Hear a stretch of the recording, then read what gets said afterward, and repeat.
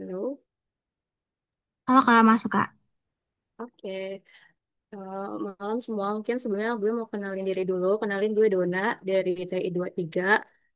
Di sini bakal bantu buat asistensi dari Statistika 2.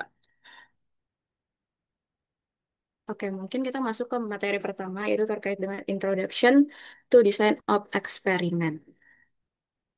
Nah, mungkin kita kenalan dulu sama apa itu eksperimen. Jadi, eksperimen itu sendiri merupakan sebuah pengujian atau serangkaian percobaan yang dilakukan secara sengaja dengan mengubah satu atau beberapa variabel input untuk melihat pengaruhnya terhadap si hasil outputnya itu sendiri. Nah, selanjutnya ada yang namanya strategi of experiment.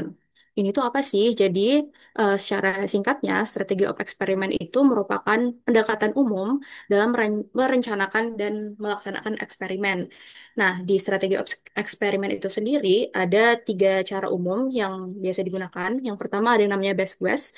Best guess ini merupakan strategi eksperimen yang dilakukan berdasarkan pengetahuan dan juga pengalaman pribadi yang biasanya itu oleh seorang engineer atau ilmuwan. Jadi bisa dibilang itu kayak tebakan based on pengetahuan yang memang udah mereka miliki gitu. Tapi sayangnya strategi ini tuh eh, apa ya nggak menjamin bakal ngasihin solusi terbaik. Nah, terus selanjutnya ada yang namanya one factor at a time atau OFAT. Nah, ini apa?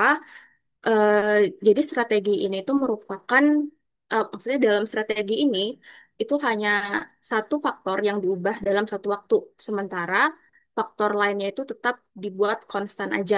Nah, metode ini tuh dia sifatnya mudah dan juga praktis, tapi dia itu terbatas untuk analisis kompleks dan juga interaksi antar si faktor itu sendiri. Terus yang ketiga itu ada yang namanya faktorial eksperimen.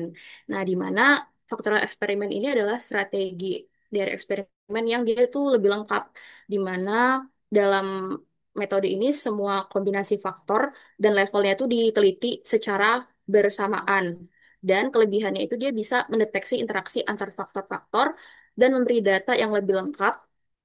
Tapi sayangnya dia itu eh, karena dia tadi lebih lengkap, cuman dia itu semakin kompleks itu dan juga dia tuh butuh cukup banyak percobaan. Terus selanjutnya kita masuk ke design of eksperimen. Nah, di situ ada pengertian dari statistical design of eksperimen itu sendiri. Apa sih itu? Jadi, ini tuh merupakan proses perencanaan eksperimen sehingga data yang tepat itu dapat dikumpulkan dan juga dianalisis dengan metode statistik dan dapat diperoleh kesimpulan yang benar, objektif, dan juga valid. Ada tiga prinsip dasar dari design of eksperimen itu sendiri. Yang pertama itu ada namanya randomization. Nah, jadi randomization ini apa? Dari randomization ini itu merupakan jadi eksperimennya itu dia dilakukan secara acak atau kayak nggak berurutan gitu lah. Mungkin kalau kalian ingat pas praktikum kemarin kita kan melakukannya secara random. Nah, itu tujuannya buat apa?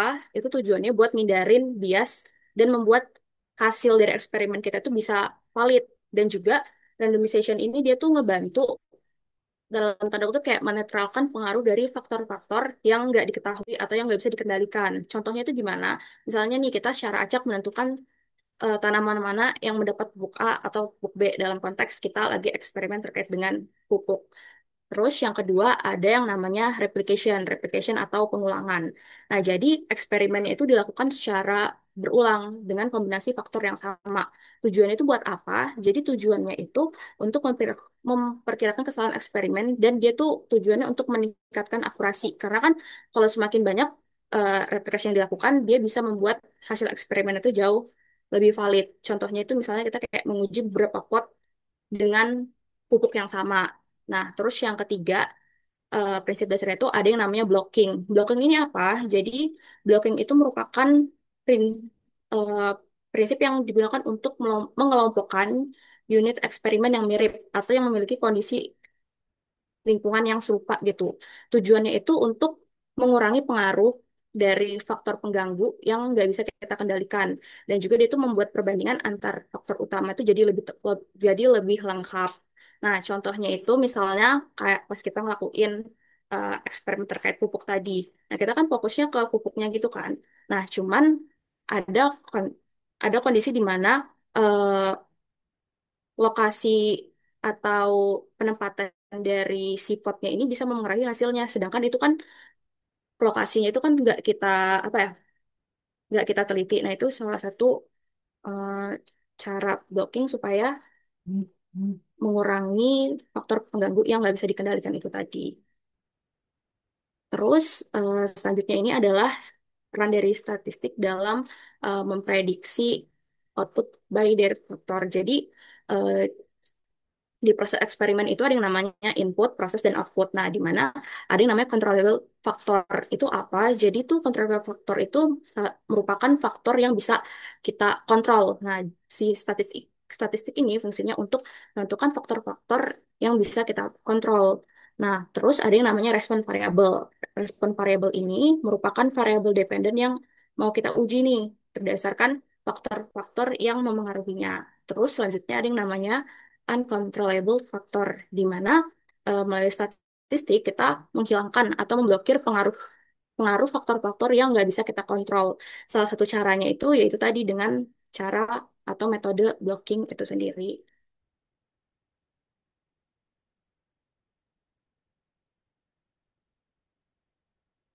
Oke, mungkin boleh dilanjut.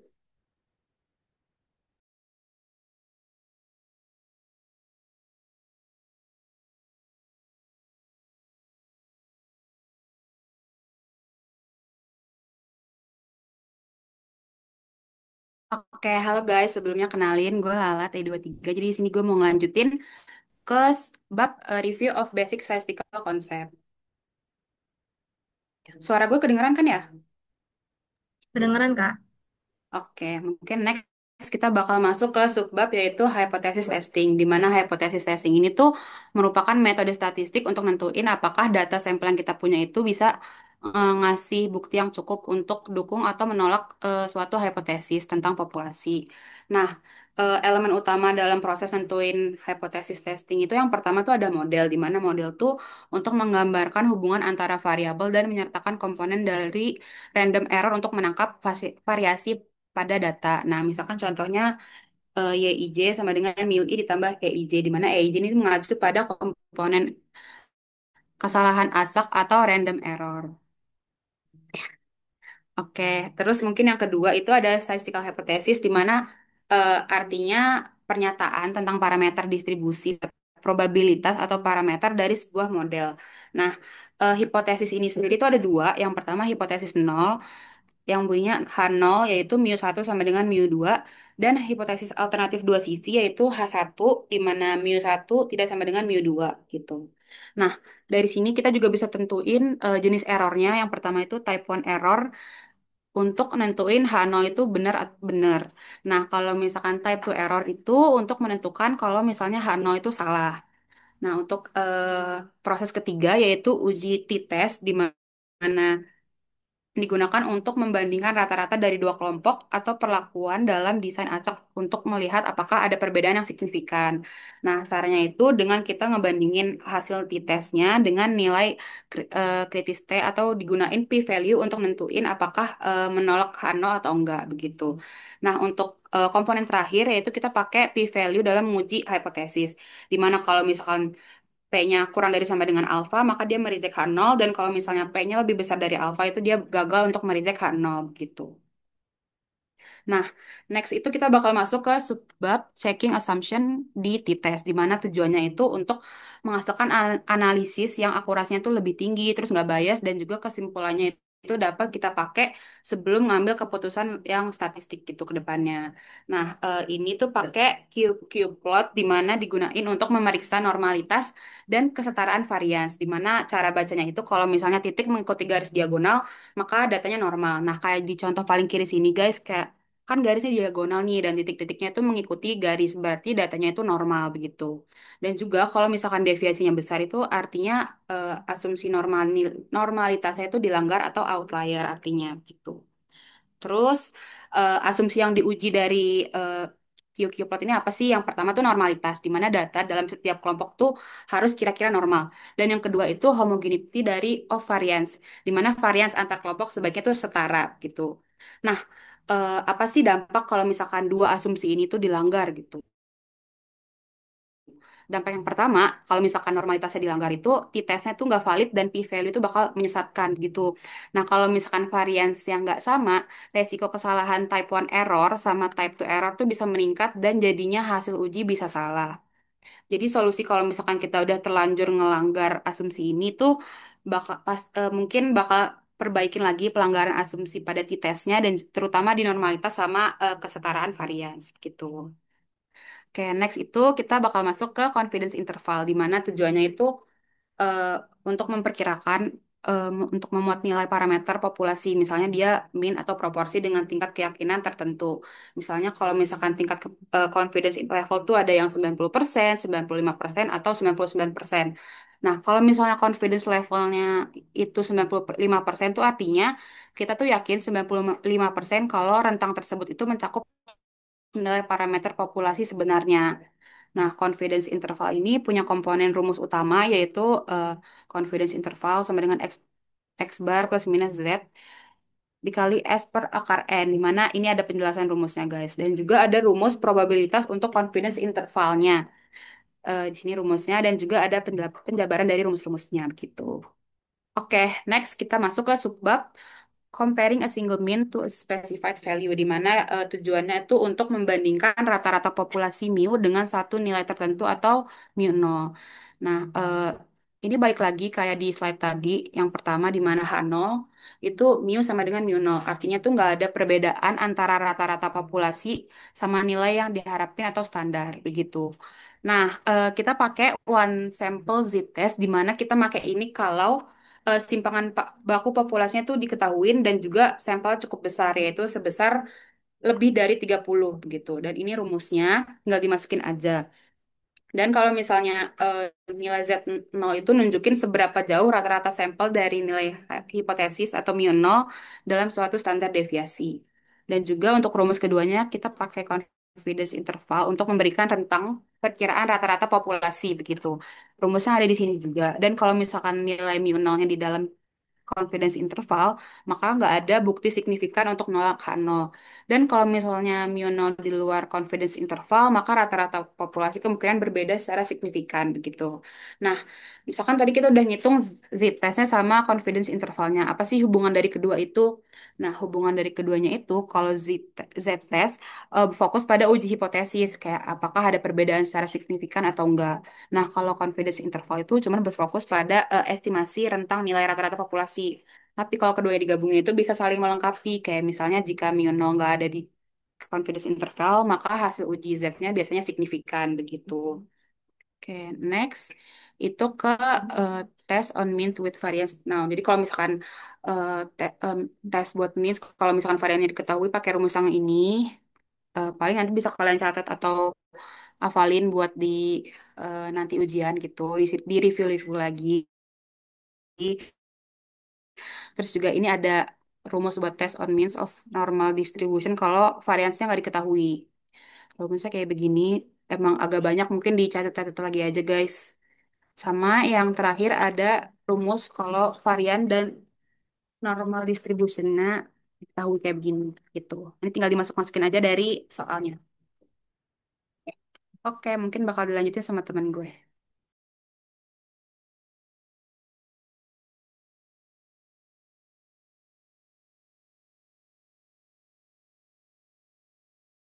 Oke guys, ini udah kelihatan belum ya? Dan suara gue audible kah?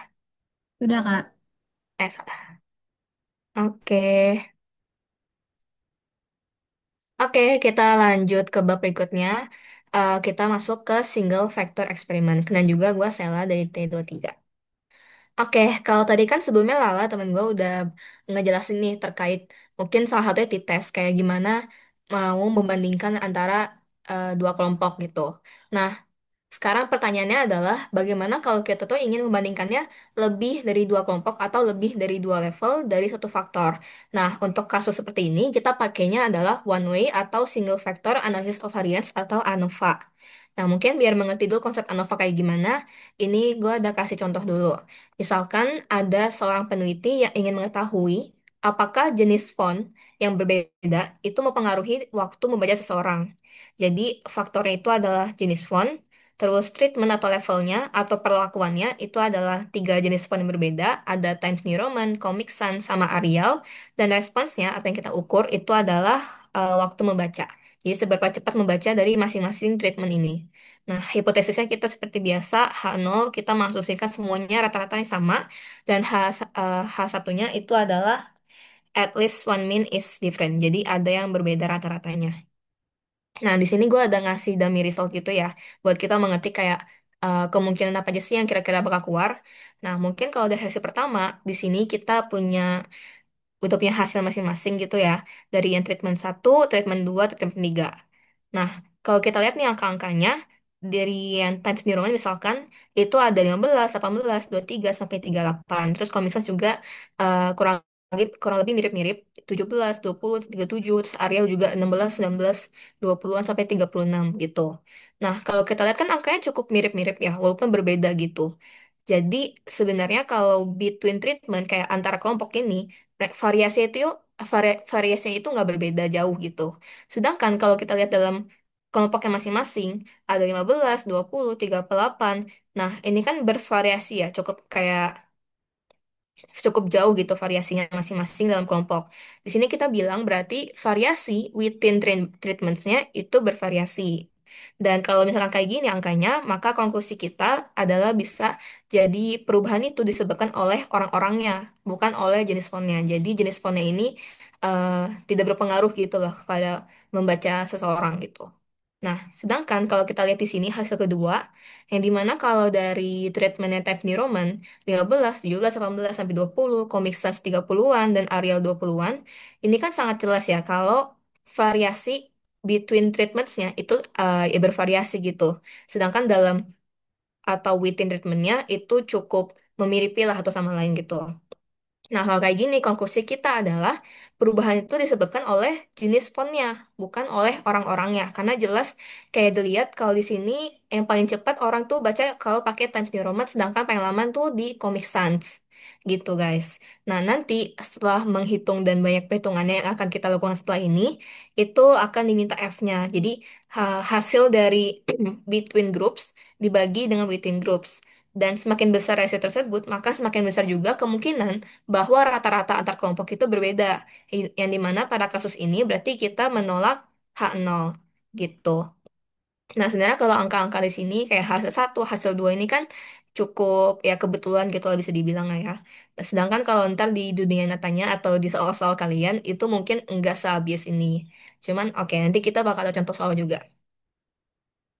Nah, di sini mungkin ada tipe ke modelnya aja, kayak dari treatmentnya, observationnya, terus juga akan dihitung totals dan average-nya gitu.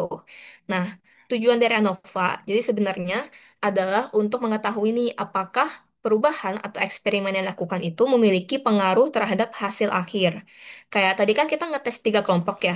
Kita pengen tahu nih, dari perbedaan treatment-treatment itu, apakah menghasilkan perbedaan yang signifikan atau rata-rata yang berbeda gitu.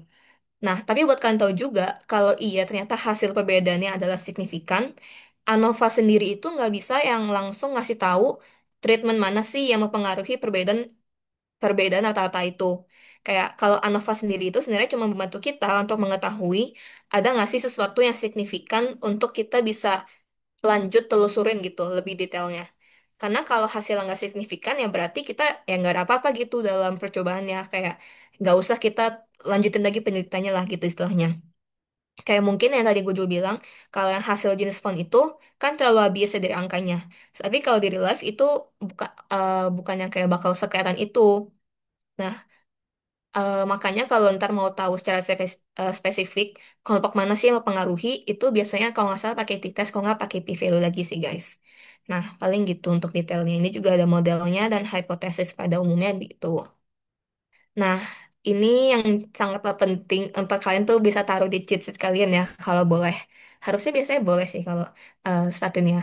Nah, ini penting banget. Pokoknya rumus-rumus dari sum of square-nya, decrease of freedom-nya, mean square sampai F0 itu bisa dicatat aja pokoknya. Nah, mungkin untuk kayak mengulang rumusnya itu, jadi bisa dilihat ya, di sini ada source of variation. Ada yang tadi gue bilang between treatments, dan juga ada yang within treatments gitu ya. Nah, mungkin kalau between treatments itu bisa dianggapnya sebagai kayak seberapa porsi variasi yang bisa menjelaskan model kalian gitu dari data-data yang kita punya. Nah, jadi ada rumus sama square-nya demikian, terus degrees of freedom-nya, mean square-nya, dan juga sampai ke F0. Dan untuk error-nya atau within treatments itu lebih ke hal-hal yang kita tidak bisa prediksi pakai model gitu lah ya. Makanya dibilangnya error gitu. Nah, ini juga ada rumus-rumusnya. Dan mungkin gue jelasin yang degrees of freedom. Jadi untuk rumusnya sendiri, kan untuk yang between treatments itu DF-nya A-1. Kalau A itu adalah treatment. Jadi kalau pakai contoh yang jenis font tadi, berarti kan 3. Berarti degrees of freedom untuk between treatmentnya itu 3 kurang 1, jadi 2. Sedangkan buat yang error, itu yang N besar min A. N besar itu adalah A kali N atau treatment kali replikasi. Misalkan tadi replikasinya adalah 5 kali. Ya berarti N besarnya itu adalah 3 kali 5. Berarti 15. 15 dikurangin 3. Berarti 12. Gitu. Nah, sama juga buat yang total. Berarti tadi 3 kali 5, 15. 15 kali 1, 14. Gitu. Nah, sehabis sudah dapat kedua data di sini, sum of square and degrees of freedom, kalian tuh bisa menghitung mean square-nya. Mean square-nya ada rumus yang di sini juga, bisa dicatat juga gitu ya. Jadi sebenarnya adalah misalkan untuk yang mean square treatment itu berarti sum of square di hasil yang ini dibagi hasil degrees of freedom-nya. Sama juga dengan yang error, berarti hasil yang ini dibagi dengan hasil ini. Sebenarnya simpelnya gitu. Nah, nanti kalau udah dapat MS treatment-nya dan juga MS error-nya, bisa dipakai buat ngitung F0-nya yang kita cari dari yang treatment dibagi yang error gitu. Dan kita akan menolak F0 kalau enggak, kita merecek H0 if F0 itu lebih dari F tabel. Nah, mungkin yang agak panjang ini sebenarnya simple guys. Jadi, eh, ini kan ada alfa. Biasa level alfanya kalau kalian pasti 0,05 lah ya. Gitu. Terus 0,5 dan nanti kalian kan pasti diminta buat eh, nggak tahu sih antara udah disiapin dari dosennya atau ntar kan yang mesti bawa gitu. Paling cek aja ketentuan dari dosennya gitu. Cuma biasa 0,05 dan yang A-1 dan A kali N-1 ini sebenarnya adalah degree of freedom aja. Jadi A-1 atau degree of freedom in between treatments dan juga A kali N-1 atau maksudnya itu degrees of freedom yang error karena kan A kali N itu N besar. Terus yang A kali min satu itu min A. Jadi sebenarnya sama aja gitu. Tinggal masukin angka yang udah kalian dapetin dari hasil ini. Nanti ada contohnya lah gitu. Nah, nah, di sini kita udah langsung masuk ke contohnya. Jadi sebenarnya ini bahasanya agak sulit kali ya untuk dimengerti. Cuman intinya di sini tuh ada contoh soal di mana ada sebuah alat untuk proses sebutannya tuh plasma etching gitu ya. Dan alat ini tuh punya 4 level of power gitu. Si RF power ini maksudnya adalah radio frekuensi gitu, agak teknikal gitulah. Dan dari keempat level RF power ini ingin dilihat nih apakah mempengaruhi dari laju edge rate-nya atau apa gitu nggak salah ya, laju pengikisan. Nah, pengen dilihat nih apakah mempengaruhi laju dari pengikisannya gitu. Nah, intinya dari empat level power ini pengen lihat kayak sebagaimana sih mempengaruhi kecepatan atau lajunya gitu. Nah, ini adalah data-datanya. Nah, biasanya kalau di soal, seingat gua, itu kalian cuma dapat sampai segini aja sih. Nah, buat total dan average-nya itu Oh, biasanya harus bang, di... iya bang Tanya kak. Oh iya. Sorry, kenapa? Sepertinya kepencet unmute, Kak. Silakan dilanjut saja, Kak. Makasih. Oh, oke, oke. Ya, jadi biasanya kalau kalian ada soal lagi, itu mesti dihitung lagi, guys. Jadi dihitung totalsnya dan average-nya. Misalkan untuk yang totals itu berarti 575 tambah 42 tambah 530 tambah 539 tambah 570 itu 2756. Terus dibagi 5 karena ini ada 5 ya untuk average-nya jadinya 551,2. Nah, ini dilakuin aja setiap barisnya dan nanti setiap total ini jadiin total secara keseluruhannya. Begitu juga dengan si average-nya ini. Nah, sebenarnya kalau udah sampai tahap ini, kalian tuh tinggal masuk-masukin angka-angkanya kayak dihitung-hitung sesuai rumus yang ada. Makanya penting banget untuk kalian kayak catat rumus yang benar yang gitu. Sini kita bakal ngitung sum of square dulu kali ya. Sum of square dulu berarti dari yang total ada rumusnya begini. Berarti masukin nih dari 575 dikuadratin sampai 710 kuadrat dikurangin totalsnya dibagi dengan n treatment dikali replikasi gitu. Terus dapetin angkanya dari kalkulator.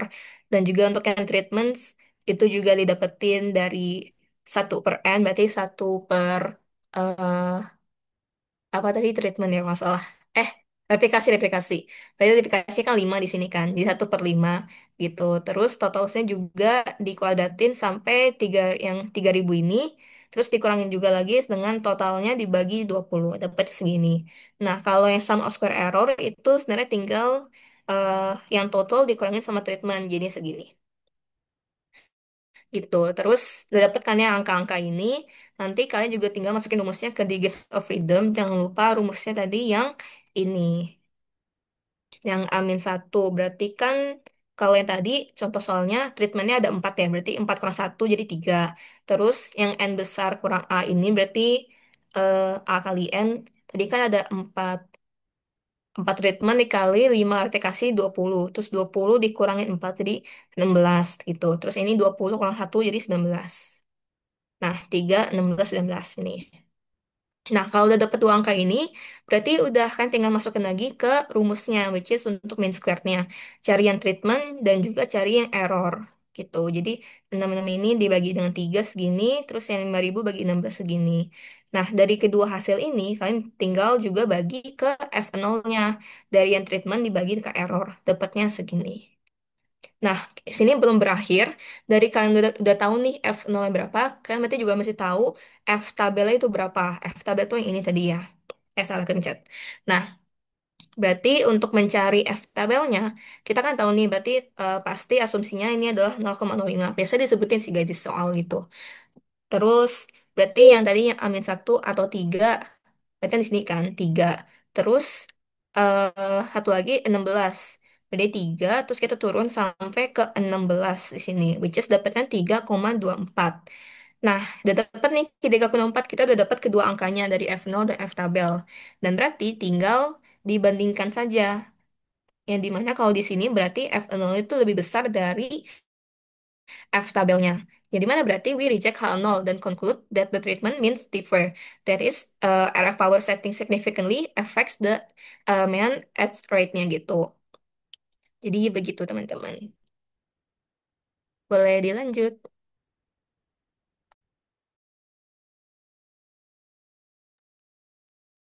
Oke, sebentar.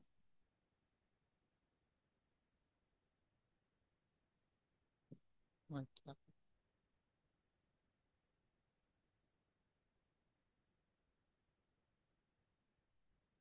Sebentar ya. Bentar.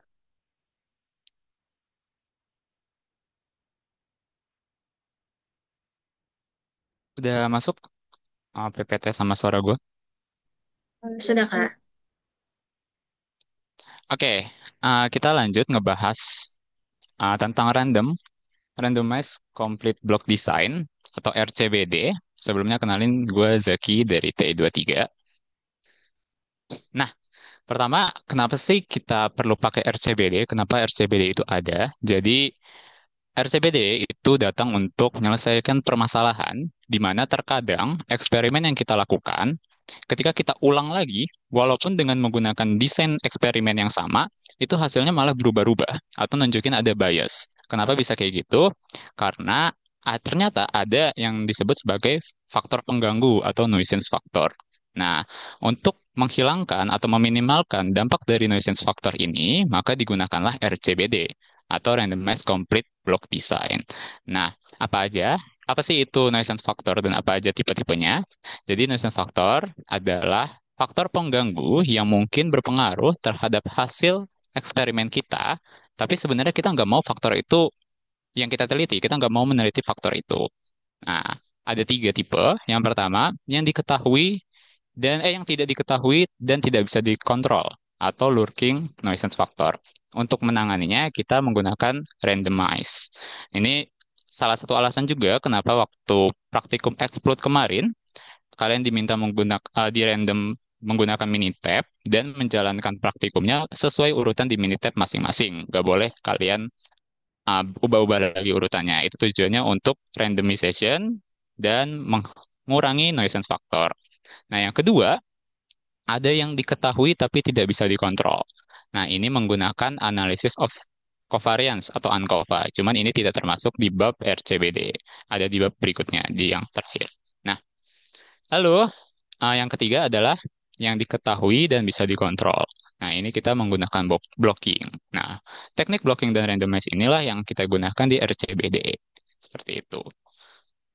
Nah, selanjutnya, jadi disclaimer dulu bahwa semua materi yang kalian pelajari itu sebenarnya ada di buku Design of Analysis of Experiment. Design and Analysis of Experiment, termasuk materi yang lagi gue jelasin ini.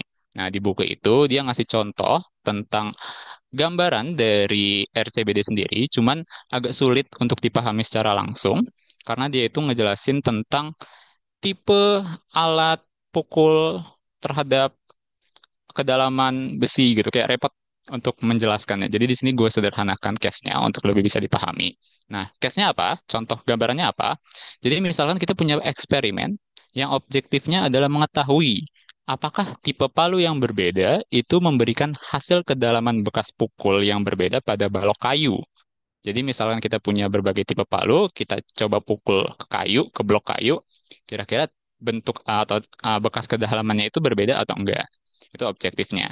Nah, dari case ini, dari desain eksperimen ini, kita tuh bisa menemukan masalah, ada masalah di mana blok kayu yang dipakai sebagai sampel itu tidak semuanya sama keras. Nah, hal itu bisa ngebuat ada bias. Misalkan kita punya 4 sampel blok kayu. Blok pertama kita pukul pakai tipe palu satu, blok kedua kita pukul pakai tipe palu 2. Nah, terus kita dapetin bahwa tipe palu 2 lebih kuat nih karena kedalamannya lebih dalam. Padahal sebenarnya tipe kedua itu lebih dalam karena blok kayunya lebih lunak.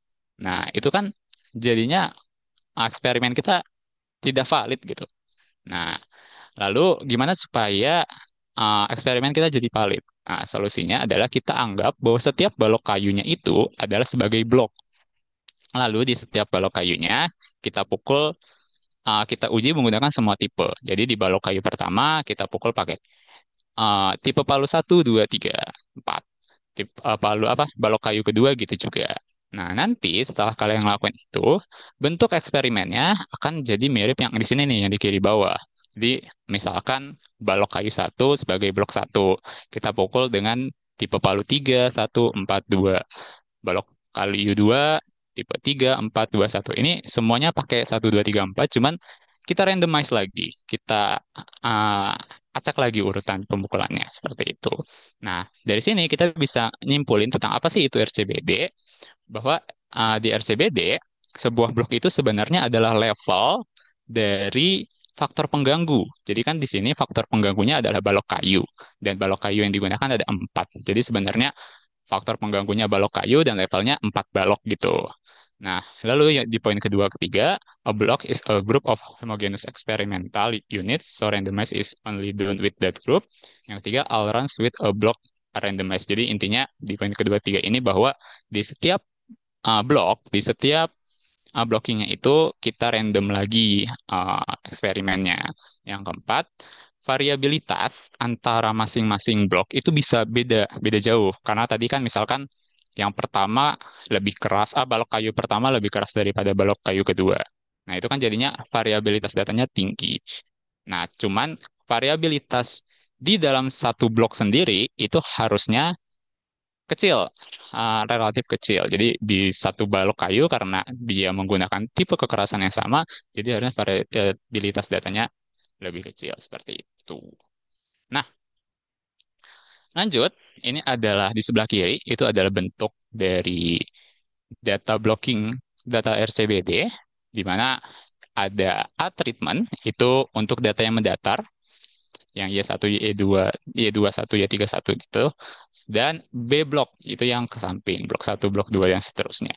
Lalu, di RCBD ini, hampir mirip dengan ANOVA, statistical hypothesisnya yaitu H0 di mana uh, mu 1 sama dengan mu 2 dan seterusnya hingga mu A, atau dalam artian lain H0 adalah tidak ditemukan uh, dampak efek yang signifikan dari faktor. Dan untuk H1, at least one mu 1 tidak sama dengan mu J, atau ada efek signifikan dari faktor yang diberikan.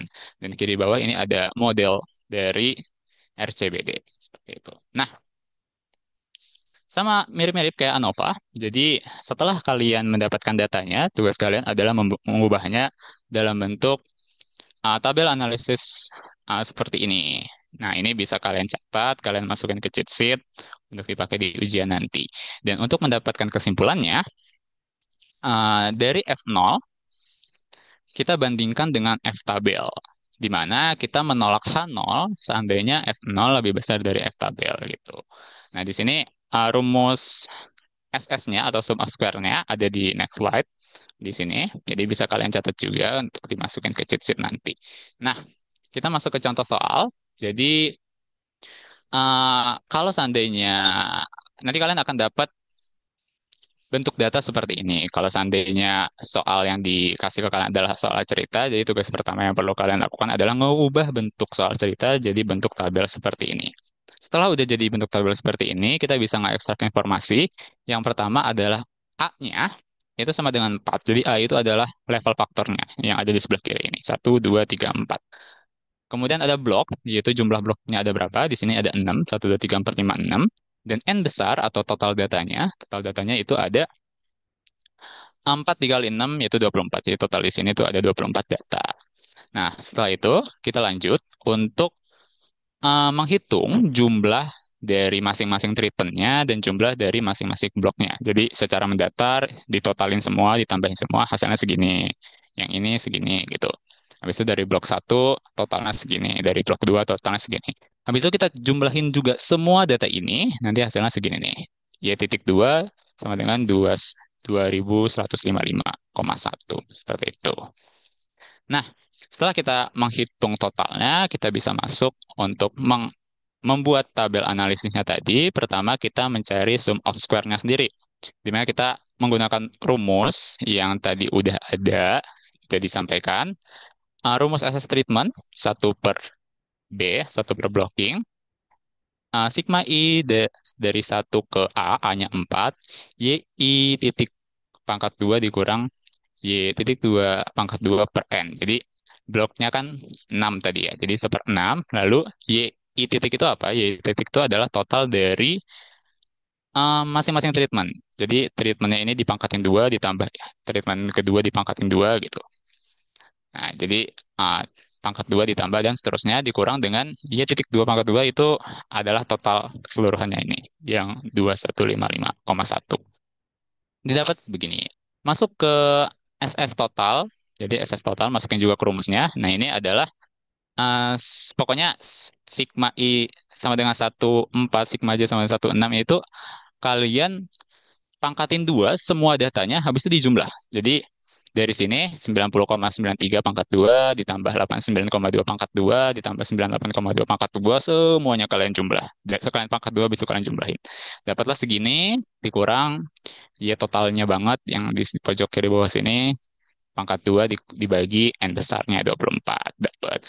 Lalu kalian hitung juga SS bloknya. Kalau SS blok ini dari total blok yang ada di bawah. Kalian pangkat 2 kalian jumlahin nanti kalian dapat segini. Untuk SSE kalian juga tinggal masukin aja rumusnya, nanti juga udah kalian dapat. Nah, lanjut kita masuk ke degree of freedom.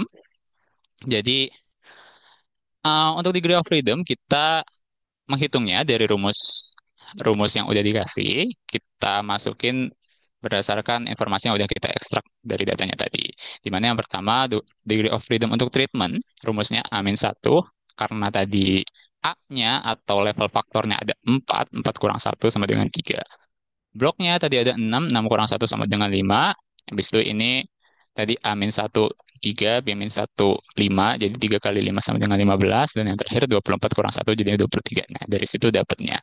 Lanjut, kita masuk ke mean square. Mean square ini sebenarnya adalah sum of square dibagi degree of freedom. Jadi cuma 178,17 bagi 3 sama dengan segini, 192,25 bagi 5 segini, dan 109,89 bagi 15 sama dengan 7,33.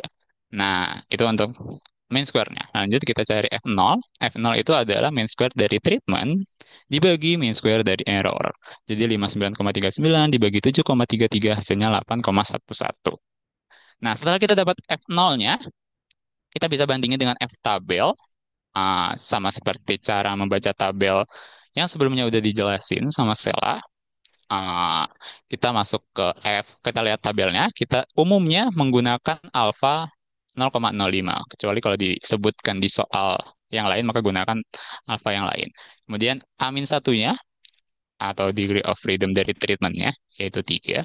Kemudian degree kemudian A min 1 kali B min satunya, A-nya tadi itu 4, B-nya 6, jadinya kalau dikali 15.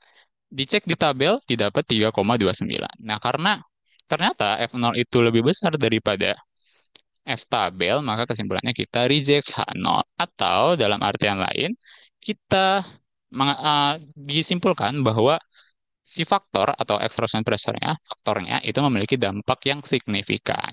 Selain itu, karena ini RCBD, ada kesimpulan tambahan di mana blok itu memiliki dampak yang signifikan juga. Karena kalau kita lihat mean square-nya di sini, itu lebih besar dibandingkan dengan mean square dari yang error. Seperti itu. Itu untuk RCBD. Selanjutnya kita masuk ke Latin Square, bakal dijelasin oleh temen gue. Silahkan. Oke, bentar.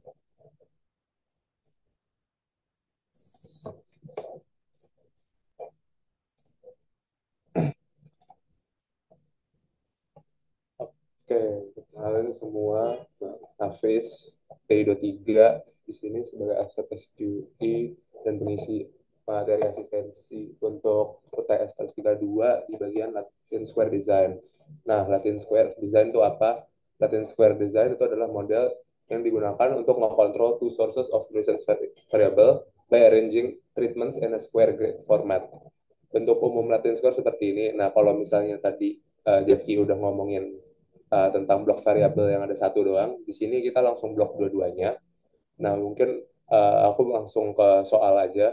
Buat teman-teman, boleh banget di scan QR code-nya atau masukin linknya di browser. 2 menit ya? 1 menit.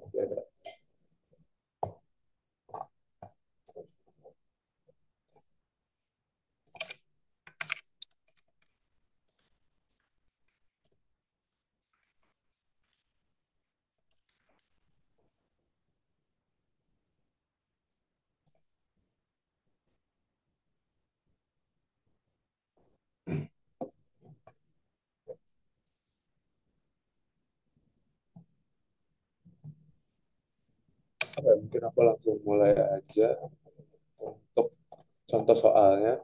Jadi di sini ada question dari Montgomery ya, buku yang tadi sempat dimention Jaki juga. A scientist wants to determine if the formulations of rocket propellant has a significant effect on the result. The 5 formulations are denoted by A, B, C, D, E respectively. Nah, mungkin di sini aku juga mau ngasih tahu kalian gimana cara menjawab pertanyaan ANOVA, RCBD, Latin Square yang baik. Jadi pertama kalian selalu mulai dengan hypothesis. Hypothesis kalian ada null hypothesis, which should be no mean difference among the treatment groups, mu1 sama dengan mu2 sampai dengan mu5. Lalu hipotesis satu atau alternatif hipotesis adalah at least one different mean among the treatment groups. Jadi mu1 tidak sama dengan mu2, tidak sama dengan mu3, dan seterusnya ya. Lalu kalian sertain statistical model juga di lembar jawaban kalian. Ini statistical modelnya kalian sebatas nulis saja dan ngasih tahu kira-kira ini apa. Oh, mu-nya sebagai treatment mean, alpha sebagai effect from the I variable, terus tau sebagai effect from J, beta sebagai effect from K, dan ada error elemennya juga. Nah, mungkin lanjut ke soal ini. Di sini kita lihat ada 1, 2, 3, 4, 5, 1, 2, 3, 4, 5. Jadi ini 5 by 5 Latin Square design ya.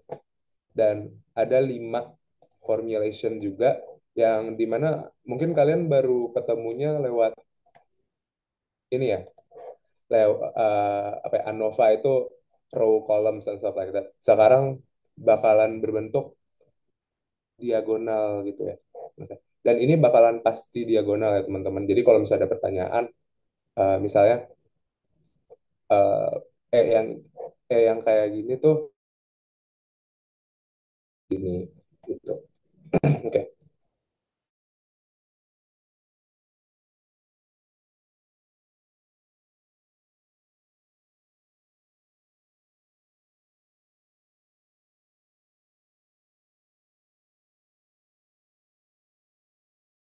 Rows and columns dulu ya, karena lebih gampang. Ingat bahwa ini adalah blocking variable, jadi kita nggak perlu state them di hypothesis atau di F table kalian nanti. Oke, kita langsung sum ini aja. Terus untuk total for each row juga kita langsung sum saja.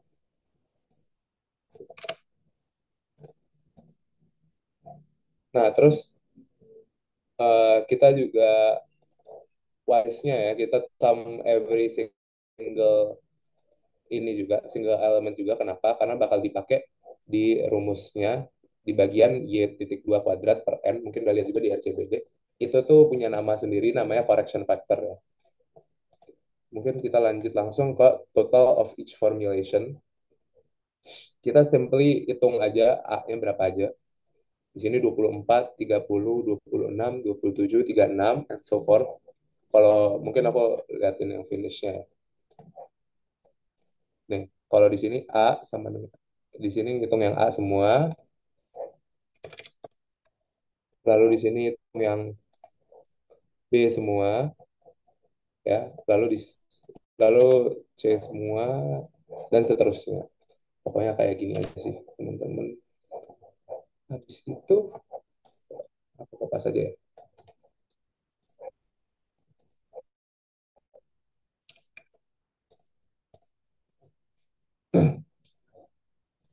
Nah, kita kan punya uh, tabel yang perlu diisi ya sekiranya. Kira-kira isinya apa ya? Di sini kan rumusnya ada 1/P sigma y titik j titik min y kuadrat min correction factornya ya. Mungkin aku langsung isi correction factornya dulu, which is y titik 2 kuadrat, the sum of every element di run-nya ini, kuadratin, lalu dibagi n besar. N besar itu tadi didefine sebagai jumlah runs yang dilakukan oleh eksperimen kita.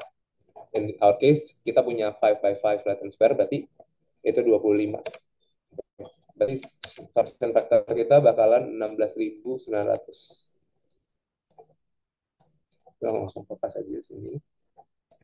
Nah, untuk ngitung SS formulation-nya, kita gunain bagian yang ini ya. Kita bakal sum kuadratnya mereka. Jadi sum SQ ini basically the same as ngitungin 143 kuadrat plus 101 kuadrat plus 112 kuadrat plus 149 kuadrat plus 130 kuadrat. Gitu. Nah, ini juga dibagi oleh pembagi, yaitu 5. Kenapa 5? Karena di Latin square itu kan 5 kali 5 ya. Intinya pokoknya dibagi 5 semua sih. Kalau misalnya kalian bingung, ada tip juga kalau misalnya kalian bingung itu tuh mau dibagi berapa, kalian hitung aja jumlah angka yang kalian hitung. Misalnya ini aku ngitungnya 5 kan ya. Dan kalian bagi dengan jumlah runs-nya. Jadi kita ada 25 runs dan kita ada 5 yang dihitung. Berarti pembagi kita adalah 5 kayak gitu. That goes for every ini juga ya, RCBD dan ANOVA dan lainnya. Oke.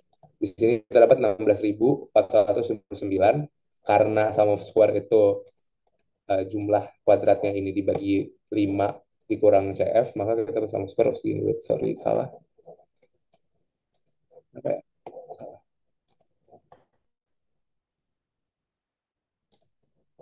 Oh, sebentar, sebentar.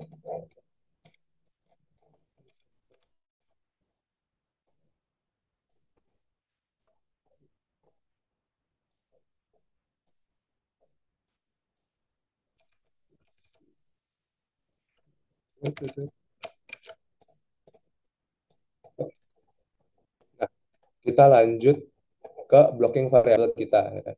Which is operator dan batch dan material. Material atau apa? Material itu batch, guys, maaf. Nah, untuk operatornya, karena dia ada di kolom, jadi kita gunakan kolom totalsnya. Ini 108, 145, 124, 134, dan 139. Kita gunain formula yang sama, sum square ya.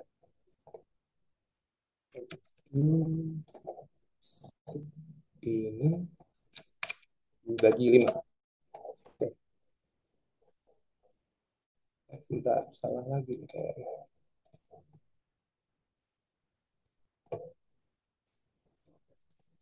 Sabar, sabar. Kesalahan teks sebutnya. Ini keambil.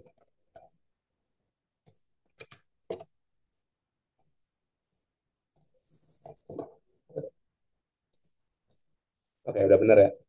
Terus untuk materialnya, kita gunain yang sama. Ini totalnya, eh, harusnya kalian udah ini ya, udah terbiasa karena kalian udah belajar ANOVA juga. Sum square total should be kuadrat of each segel variabel yang sini 24 kuadrat, terus 20 kuadrat, sampai 31 kuadrat. Nah, kalau sum square kuadrat itu, kalau sum square yang total ini nggak perlu dibagi sama angka apapun, karena dia udah 25 variabel juga. Oke. Berarti dapat hasil segini, errornya udah langsung dapat. Kenapa? Karena aku udah taruh formula di sini yang hitung langsung total dikurang formulation, dikurang operator, sama dikurang material. Nah, untuk degree of freedom-nya, kalau Latin Square simple guys. Latin Square itu selalu n-1 buat blocking variabel sama treatment variabel. Selalu 4. Terus di sini di square ya 5 kali 5 kurang 1 bakal ngasilin 24. Dan di sini bakal menjadi sama kayak sama square cara menghitungnya. Tinggal 24 dikurang ini dikurang ini. Bakal dapat 12. Nah, untuk di sini uh, kita bisa langsung ngitung f-stat-nya. Nah, f-stat yang dihitung adalah f-stat formulation only. Kenapa? Karena hipotesis kita tuh cuman ngomongin perihal treatment groups ya. Jadi make sure jawaban kalian itu sesuai dengan hipotesis yang kalian tulis. Jadi kita langsung ini aja. Rumusnya udah sering lihat ya. Treatment dibagi oleh ini error. Kita dapat 7,73.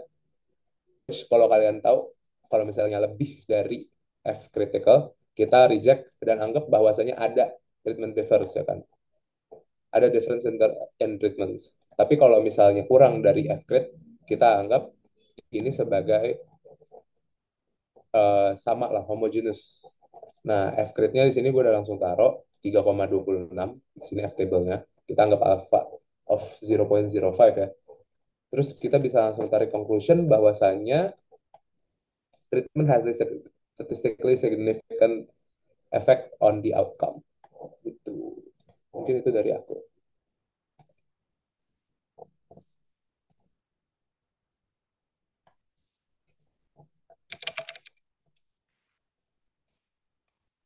Oke, mungkin itu dari Eski. Kita kembalikan ke MC silakan. Laura. Baik, terima kasih banyak kepada kakak-kakak dari Aslab Aski atas pemaparan materinya. Kita akan masuk ke sesi Q&A. Bagi teman-teman yang mungkin punya pertanyaan, boleh banget untuk langsung raise hand dan memberikan pertanyaannya.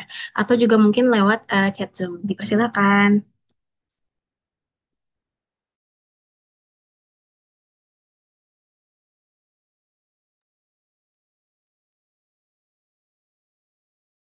Sekali lagi aku ingetin ke teman-teman semua apabila memang ada pertanyaan mengenai pemaparan materi yang telah dilakukan oleh kakak-kakak S-Lab SKI, boleh banget untuk segera raise hand lalu memberikan pertanyaannya dan boleh banget langsung kalau misalnya nggak bisa unmic, boleh banget untuk chat lewat di bagian chatnya. Thank you. Oke, kepada Yeskiel boleh banget untuk memberikan pertanyaannya. Ya, terima kasih sebelumnya, Lauren. Selamat malam kakak-kakak dari Lab SQI. Mungkin saya ingin bertanya, Kak, bagaimana cara kita membedakan soal yang memerlukan penggunaan blocking tadi atau dengan soal yang biasa saja, Kak? Karena jujur masih agak bingung, Kak, cara membedakannya. Mungkin itu saja. Terima kasih, Kak. Dan terima kasih, Lauren. Baik, dipersilakan kepada kakak-kakak Aslep SKI untuk menjawab pertanyaan dari Yeskiel.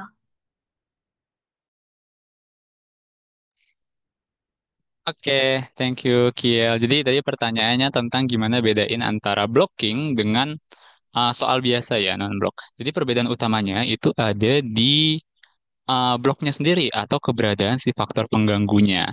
Nah, umumnya nggak tahu sih akan disebutkan di soal atau enggak.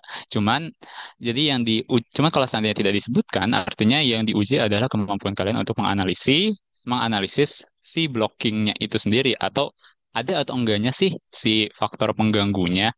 Maksudnya jadi pada saat kalian baca soal dilihat apa yang menjadi faktor penelitiannya dan apa yang menjadi uh, variabel Y atau tujuan dari penelitiannya, serta apakah disebutkan ada faktor lain yang sebenarnya tidak mau masuk ke penelitiannya, cuman disebutkan gitu di soalnya. Nah, kalau seandainya ada yang seperti itu, artinya itu faktor pengganggunya atau faktor yang sebenarnya tidak ingin dimasukkan adalah yang menjadi faktor blockingnya. Nah, kalau seandainya seperti itu berarti masuknya ke RCBD. Kalau seandainya nggak ada, berarti masuk ke ANOVA yang biasa. Seperti itu. Apakah cukup menjawab?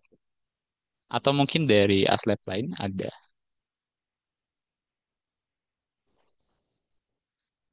Oke. Apakah cukup menjawab, Kiel? Baik, Kak Jekrom. Terima kasih, Kak. Ya, oke. Thank you. Kembali ke Lawrence. Oke, mungkin kita kedatangan satu penanya lagi nih, Kak. Mungkin untuk Samuel boleh banget untuk memberikan pertanyaannya. Eh, Halo, selamat malam Kak Reski dan teman-teman dari kalian. Sebelumnya mengucapkan terima kasih juga kepada Kak Reski atas waktunya untuk mengadakan bimbel ini. Sebenarnya aku pengen penasaran aja ke pertanyaanku ini tentang ini sih Kak Anova itu kalau boleh tahu kenapa dia sifatnya montel ya Kak? Thank you. Kak.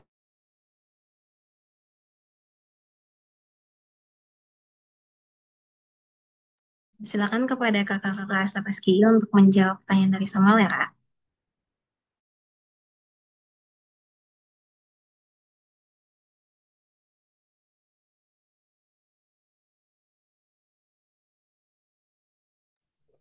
Sebenarnya aku izin jawab ya.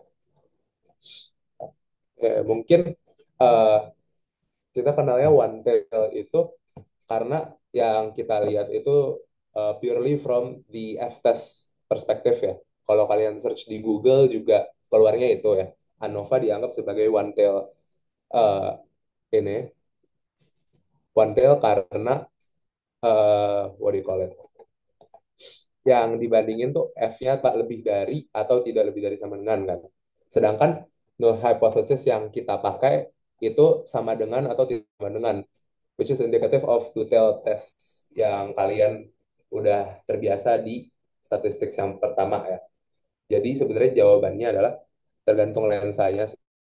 Kalau pribadi jawabnya dia itu lebih ke arah detail. Kenapa? Karena dia itu tidak nge-concern dan tidak memberikan jawaban tentang apakah treatment ini memberikan uh, hasil yang lebih tinggi kepada mean-nya atau dia lebih kecil. Sedangkan dia cuman menjawab apakah treatment ini sama atau tidak. Tapi untuk F-testnya itu one tailed karena sekedar lebih dari atau kurang dari. Mungkin kayak gitu sama.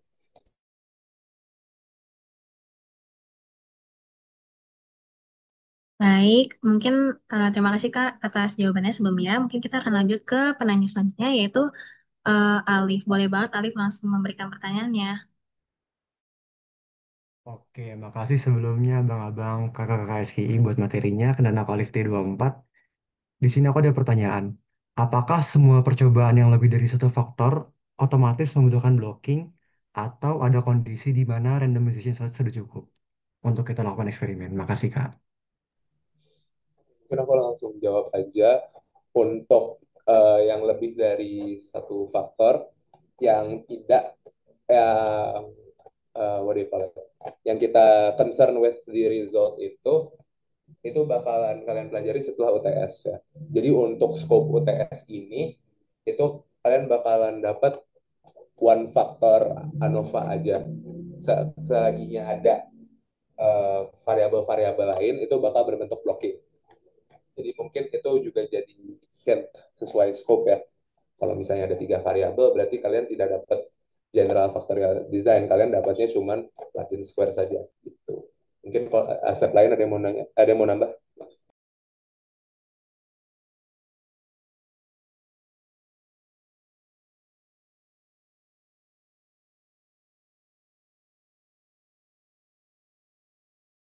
Baik, kira-kira apakah sudah cukup, Kak? Oke, baik.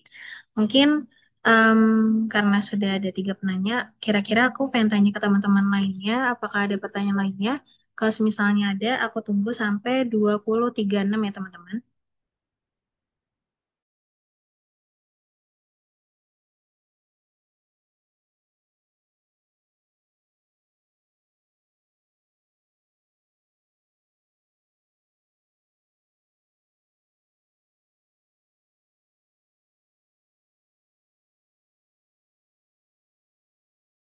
Oke, baik. Karena sudah 20.36 mungkin kita akhiri dari sesi Q&A-nya. Mungkin terima kasih banyak untuk kakak-kakak SLab SGI atas pemaparan materi dan juga sesi Q&A-nya. Dan juga terima kasih banyak kepada teman-teman semua udah menyempatkan dirinya untuk hadir dalam Milba UTS Ganjil dalam mata kuliah Statistika 2.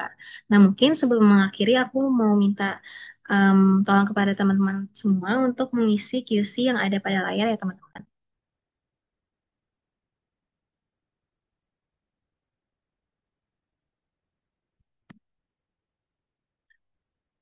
Atau mungkin juga teman-teman boleh banget buka QC yang ada di chat. Aku tunggu mungkin sampai 20.37.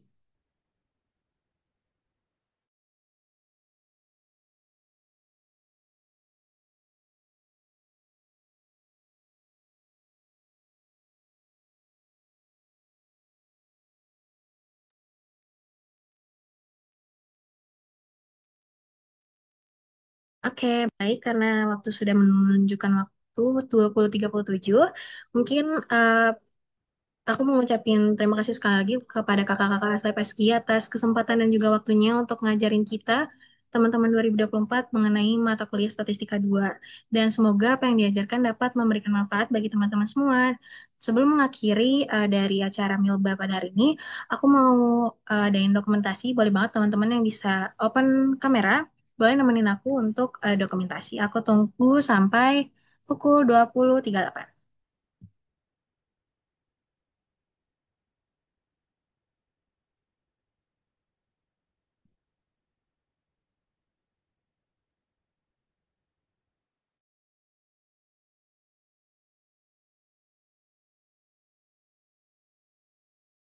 Oke, karena waktu sudah menunjukkan pukul 20.38, mungkin aku mau langsung dokumentasi aja kali ya. Mungkin teman-teman apabila memang bisa open kamera akan boleh banget untuk bergabung dengan kita.